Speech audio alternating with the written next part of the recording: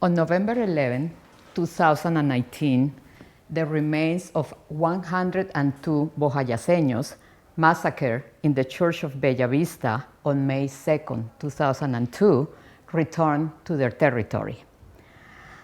As a large United Nations helicopter carrying 49 white coffins for the dead children and 53 brown coffins for the dead adults landed in the Medio Atrato town of Vigía del Fuerte.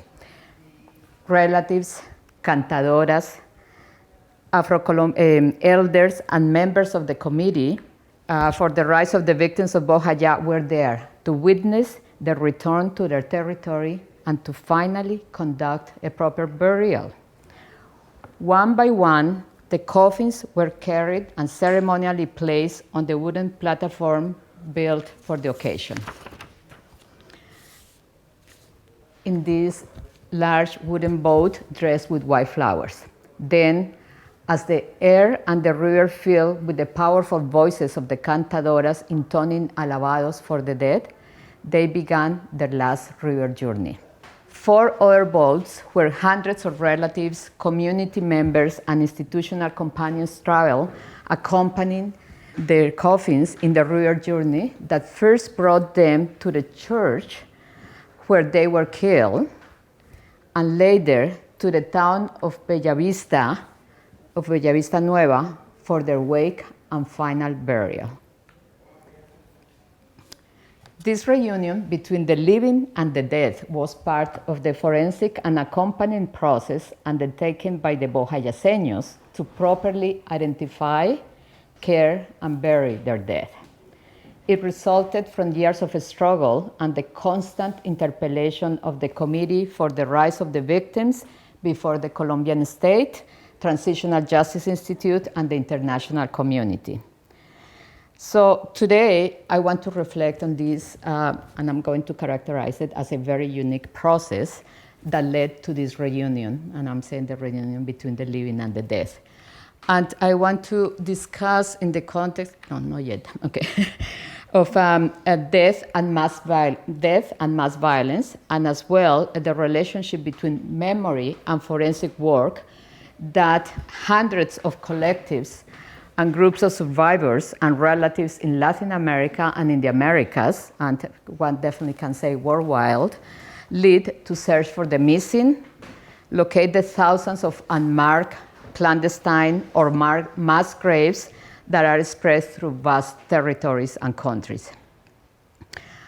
Asking what happened when the search for the missing and community-based mortuary rituals intersect with scientific forensic procedures and mass graves in the context of societies struggling with unwieldy past or difficult pasts, and their living legacies.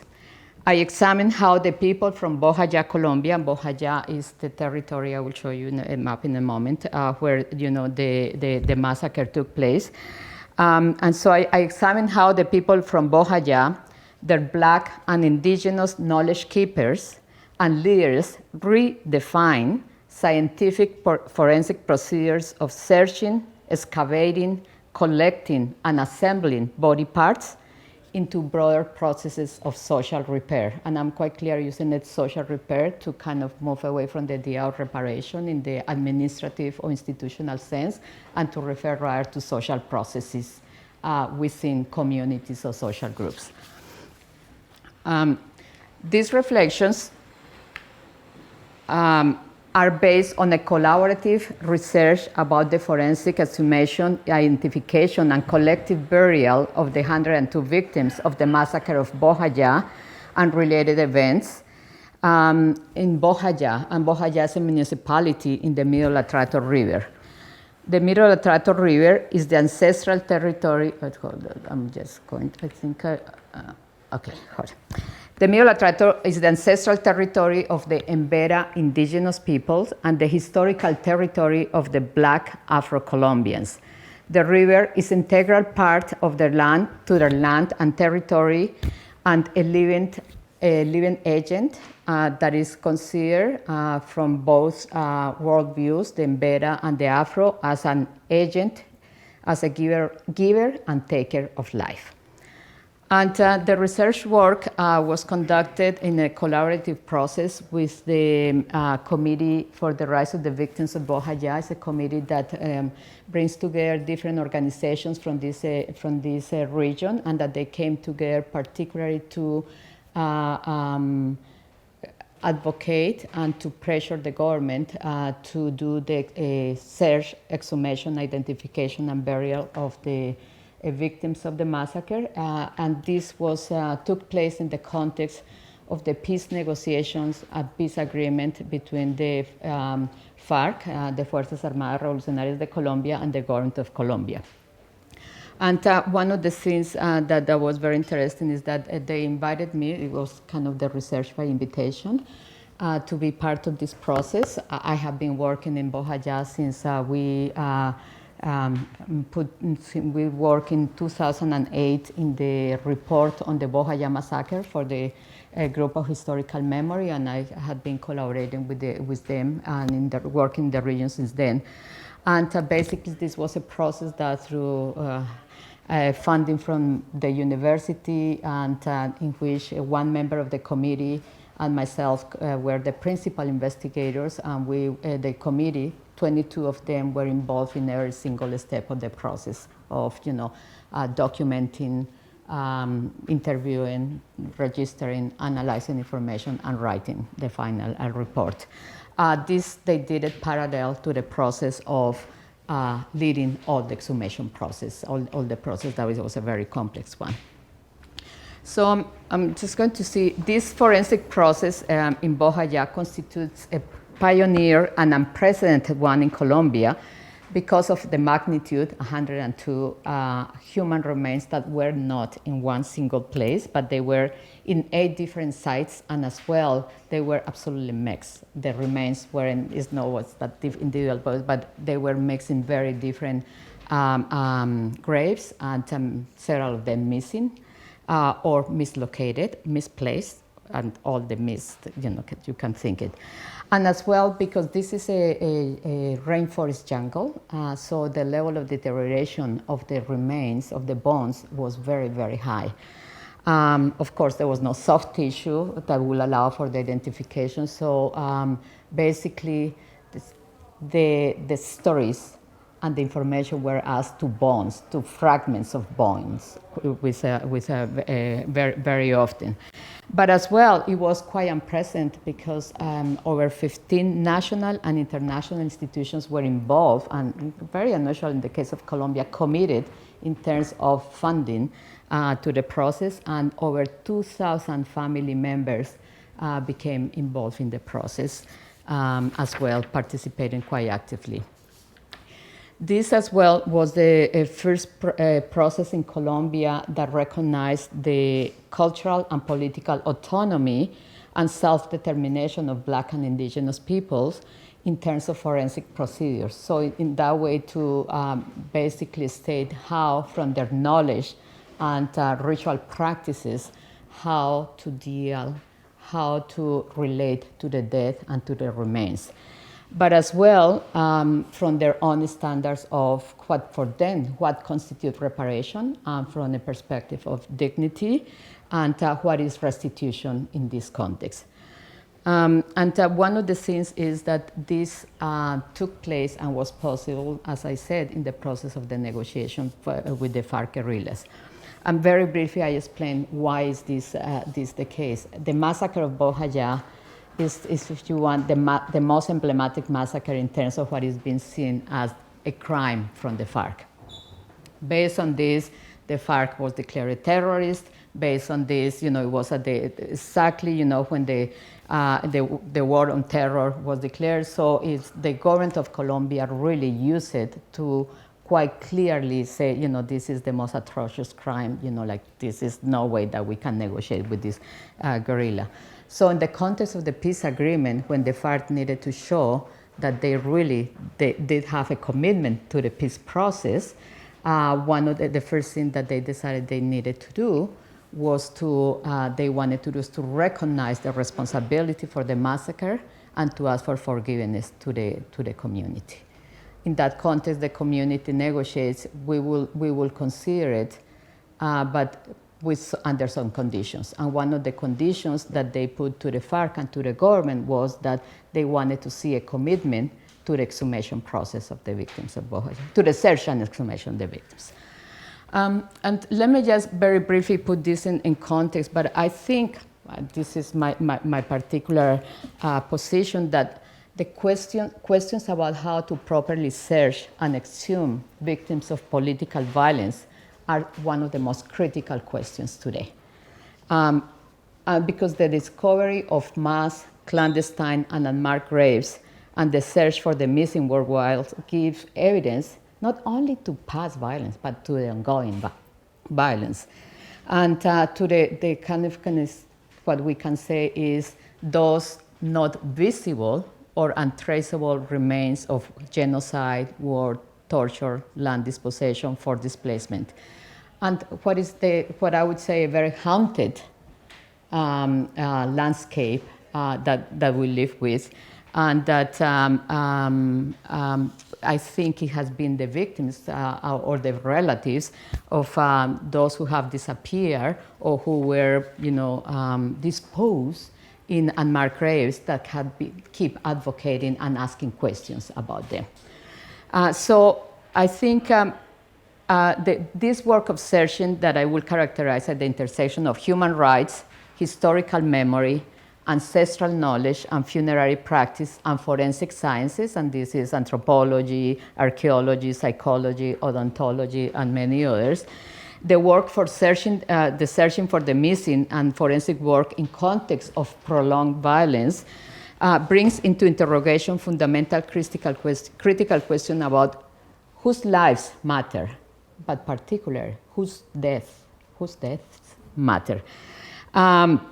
And what is the value and the care that we could put into those relationships with those who are not present, with the missing.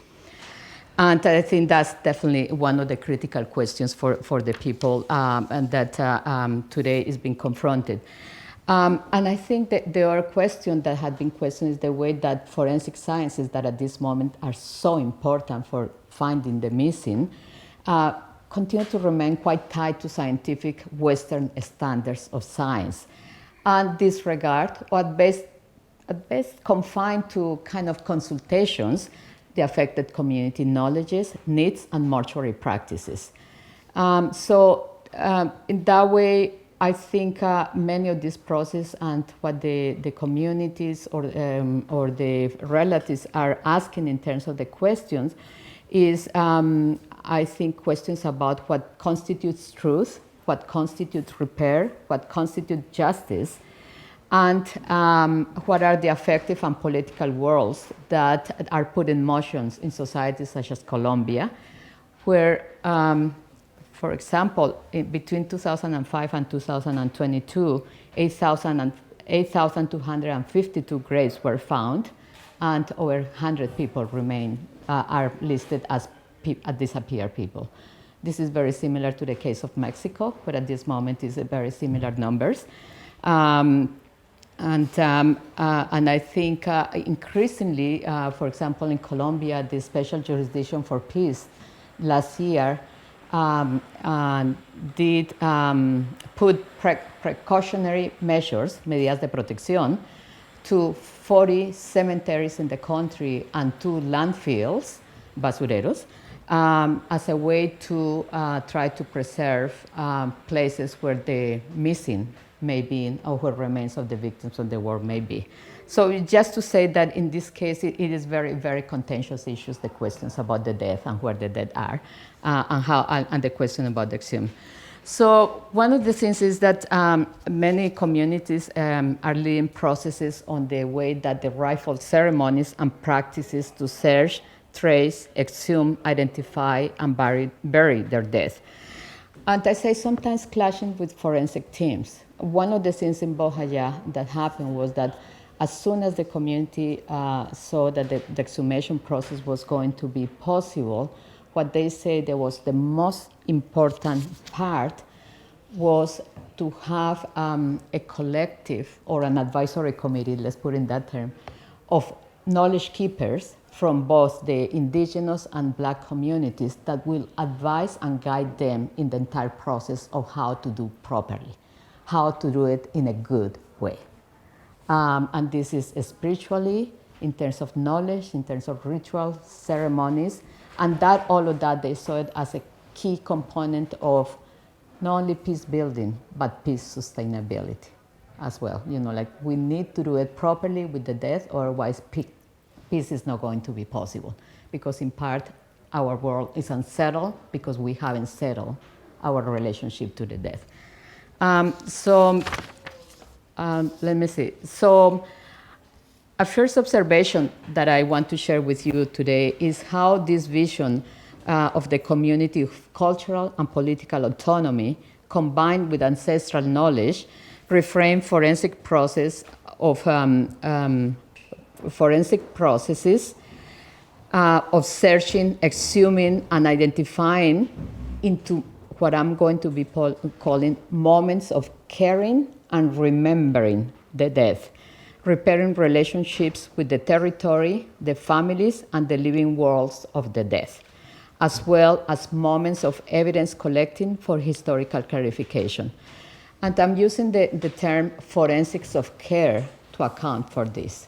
Forensic has become associated as something very kind of procedural, associated with law, with procedures of that kind.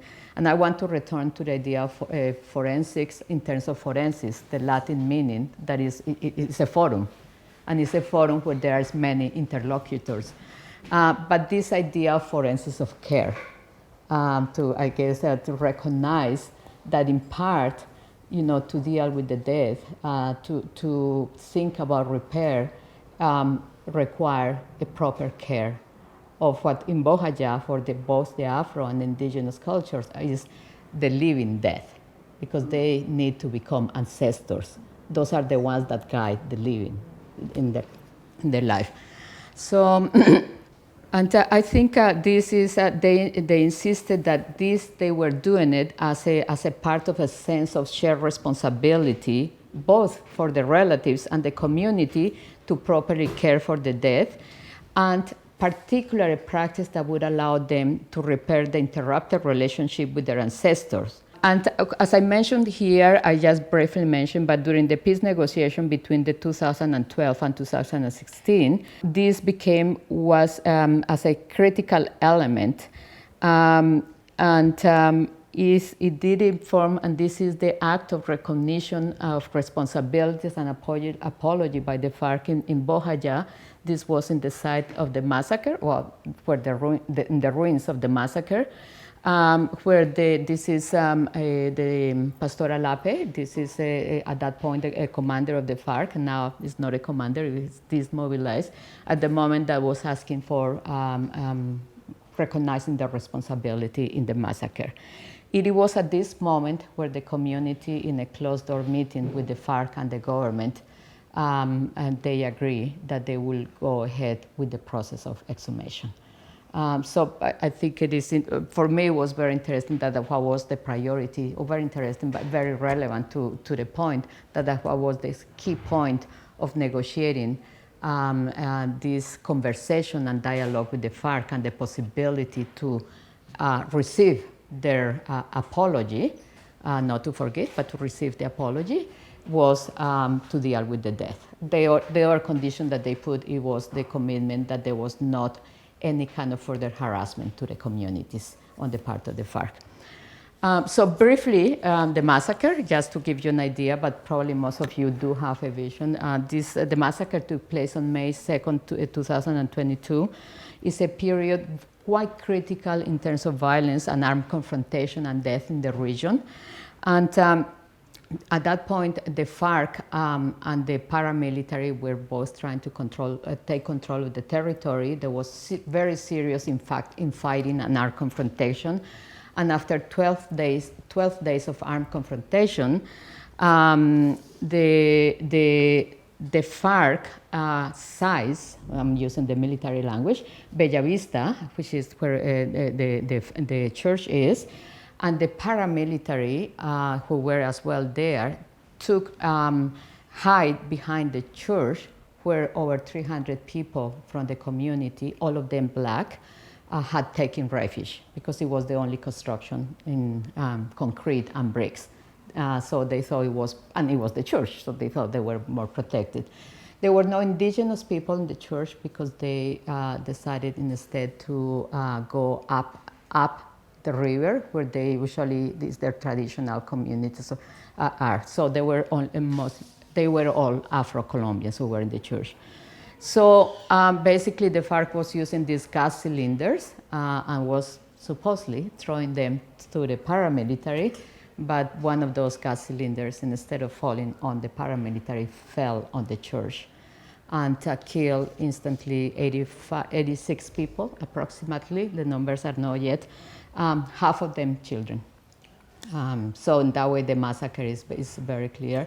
7 women were pregnant with babies, so they do consider those as part of the list. And over 160 people were seriously injured. The community immediately, that's a map of the confrontation, that the church is there, if you see there, and that's where the paramilitary were, and you see there is the bridge, and the FARC were on this side. This is further up, so they were throwing the cylinder. The cylinder was being thrown from here and fell here.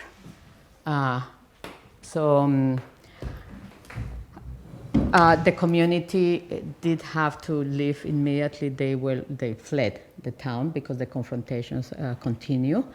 And what they, after several pleas to the FARC from the community to be able to return and bury their dead, the FARC allowed for 5 people to return and gave them 24 hours to collect their death.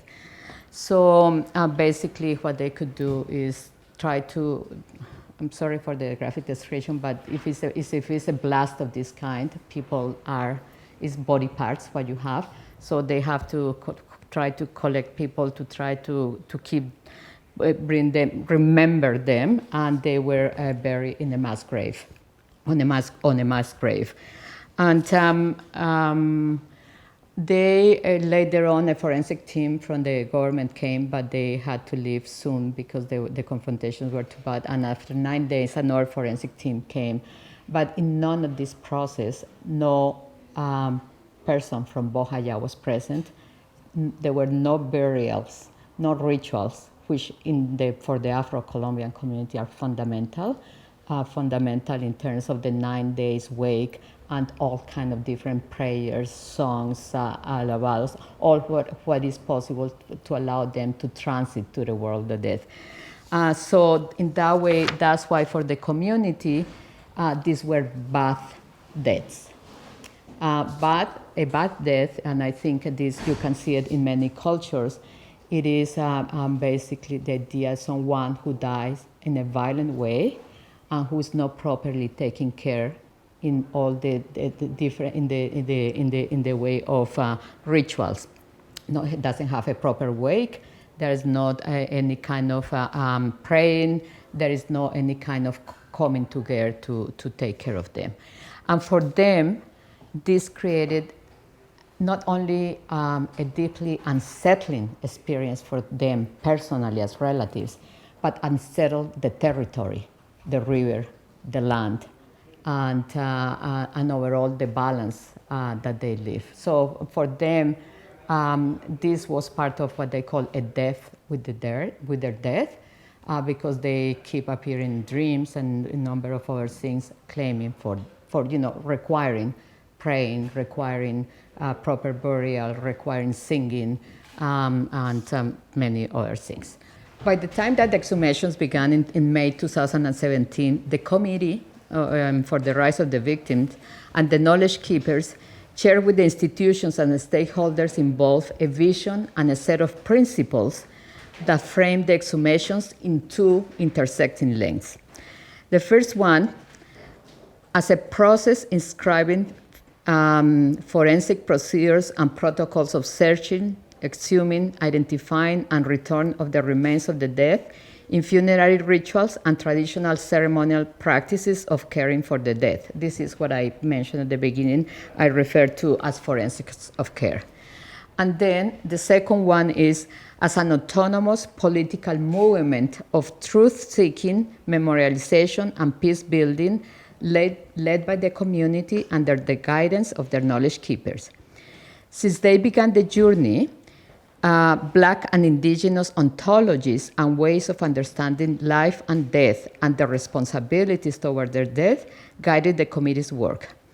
So this inscription in a worldview and caring practices ensure for the committee members the ethical, cultural, and political integrity of the process and conceive the exhumation process as a prolonged wake.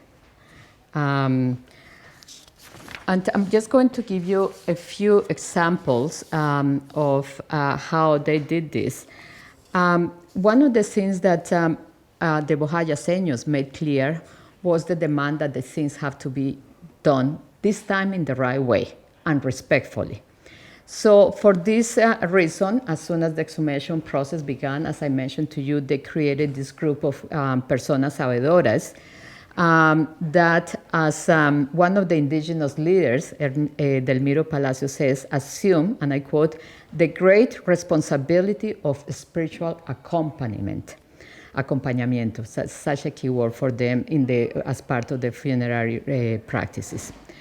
And then the sabedores, they advised and participated in the design of each step of the process.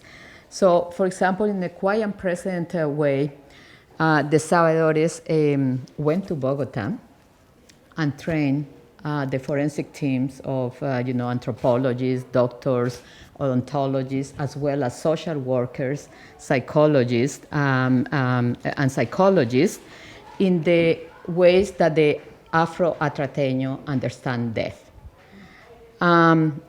And how to relate to deaf people according to their age. There are very different rituals if it's a newborn, if it's a 1-year-old, if it's a 5-year-old, 12, or if it's a dead. Different rituals, different songs, different prayers.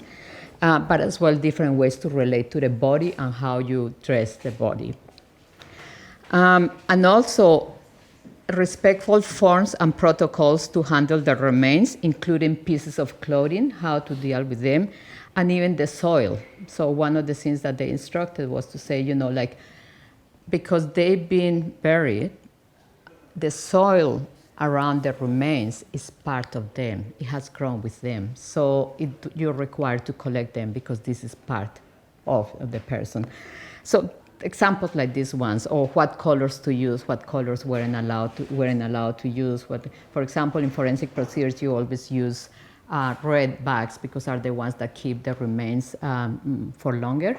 But within the Afro culture, the red you don't use that because it does kind of chase away the soul of the death. So there was an ongoing negotiation all this time.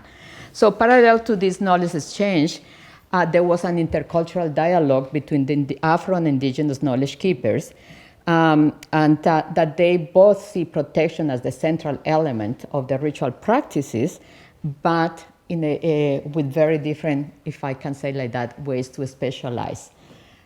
The Afro, for first time, they said, we do need our hermanos indígenas, hermanas indígenas, because to remove all of this is going to unsettle profoundly, not only the death, but the territory and all the forces that are around.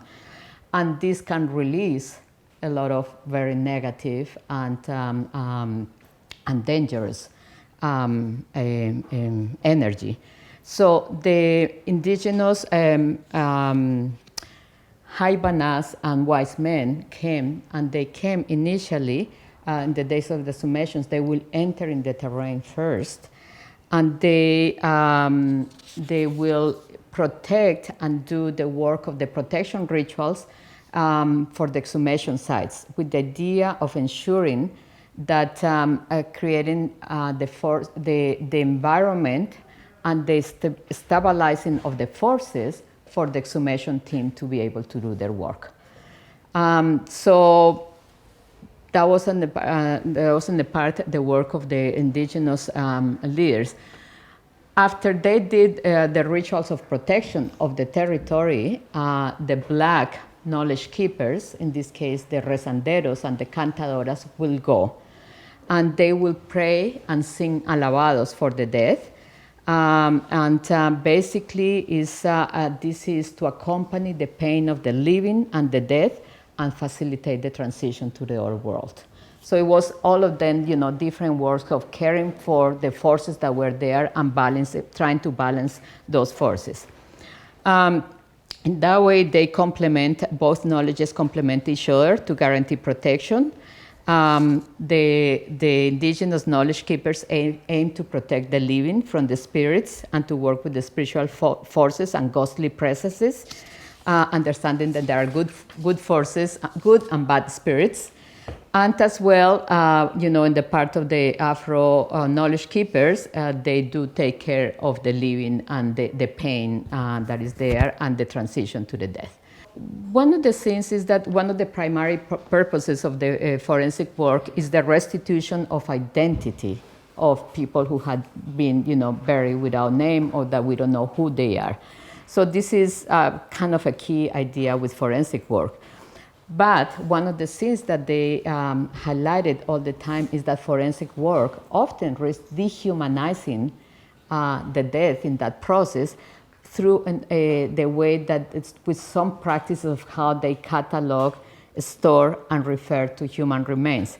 So, for example, the view during the exhumation of these crosses on the graves with numbers that identify the case of each victim for the people was a deep offense for the people of Bojaya, because they felt that there was another instance of dehumanizing.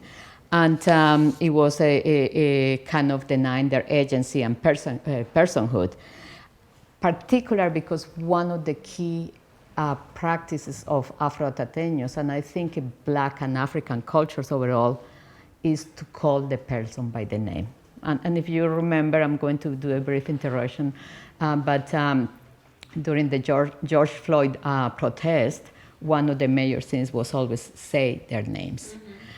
So it's something very similar here, that it was, like you do need to call their names during the time. So one of the things that the committee did was that throughout the day, the practice was that the names of the people who were going to be searched and exhumed, that they were named during the day. At the beginning of the day, the committee, and this is the committee member, they all were training, a group of them were training video, recording, and they will record the names of the people at the beginning of the day. Then when the remains arrive, there were always children, with their names made, in these type of posters or in the quilts that the women from Bojaya had woven. And as well, at the end of the day, they will say their names again in the procession rituals towards, like the temporary site where they were going to be placed. They will say their names. They will recite their names. So that was a way that for them, they were always, it was the importance to use the proper language. And so they corrected all the time. Like, for example, in forensic work, you say miscellaneous when you have small fragments of bones that have not been identified, so they call it miscellaneous. They will never accept that. You don't say miscellaneous. You say you refer las personas. Say always, either say persona or say their name. The same way that they, because in the Afro tradition, you give name to the unborn baby at some stage with the pregnancy, so they are known.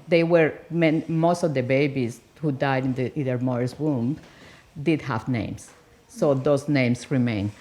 And I don't know if I have time, but I'm just going to, just very briefly, but what the other thing that they did was that, because it was very difficult to identify the remains, to do all the ante-mortem work to try to collect all information that would facilitate the identification. The community began a process of doing oral history and creating these trees, family trees, with all the relations and all the different names and how they were related. Because here you have not only biological relations, but those ones, the crianza, those that you have raised. But as well, like who raised what is a very complex. And there is some of the polygamic practices, so it was very different for forensic professionals to try to decide which DNA they will go, and they ended up using the oral history and these kind of methods of memory work to decide with what remains to go for and what DNA, who was the best person to provide it. So it was really another form of intercultural dialogue. And I'm just going to be closing. These many gestures of naming the dead and saying their names in Bohaya generated an effective space for being together, as it marked a political act against silencing and dehumanizing practices. These acts inscribe the process of exhumation in a prolonged way, that is, as a memorial practice that reestablished the conditions for properly mourning the dead. It acknowledged the political claims and visions of the knowledge keepers, committee members, and the families on the conditions and forms to relate to the dead and live together. So that was the stress that I will do. That is to say, it was about how to relate to the dead, but it was equally important about how to live together. And how to live together for the people of Bohaya involves living with the dead properly buried and with the proper rituals. So it's a way of living together. So I want to emphasize that. And I want to emphasize that because I think one of the key things that many of the collectives of victims, or mothers, of madres, or relatives that are now searching for their missing everywhere in this continent, and who are fighting for, against impunity and for the truth, this idea of how to live together is very central. There is something about that, and how to live together involves acknowledging the absent, the missing, those who are not there, and to, what they say, make visible or to signal their presence, even if the repressive regimes or the forces of whatever type of violence work on disappearance, on recognizing, on denying that they even existed. So there is always that insistence of they are part of us, they are with us, and they are part of how we imagine living together. I think I just did these images. I was supposed to pass all these images as I was talking, but I forgot. But these are all accompanying images. This is for the final burial. If you see the white and the brown coffins, and that was in the Black tradition. There is the night before the burial. You pray and sing all night. But they have always done this ritual for one or maybe two people. So they have to reimagine and recreate how to do it for 102 people. So one of the things that was as well very interesting was that this became not only a process that you will say is return to tradition, but it was a recreation and reimagination of tradition. So yeah, that was how it was the I think the place where they play soccer, that it was habilitated for the collective wake. So just to conclude, so these were reparative practices of acknowledging the presence and the traces of loss in the territory and protecting human and non-human beings from the many forces and presences set in motion with the search and exhumation of the bodies. Returning the dead's human remains and making possible their last journey up and down the river was about reanimating the land, forest, and reconnecting with the dead. It embedded a moral and reparative duty that goes beyond restoration into the social world of the living to confirm their identity and dignify their memory. It embodied an imaginative politics of cultural renewal rooted in the process of becoming living ancestors and the recuperation in the world of the dead. And I just was going to leave this one. There is a website that we created that it does have all the documentation of the process, and as well there is a book that kind of narrates the entire process. That is this one, and that is as well can be downloaded from the website. So I leave it there, just para que hablemos de preguntas, diálogos, todo lo que sea. Muchas gracias.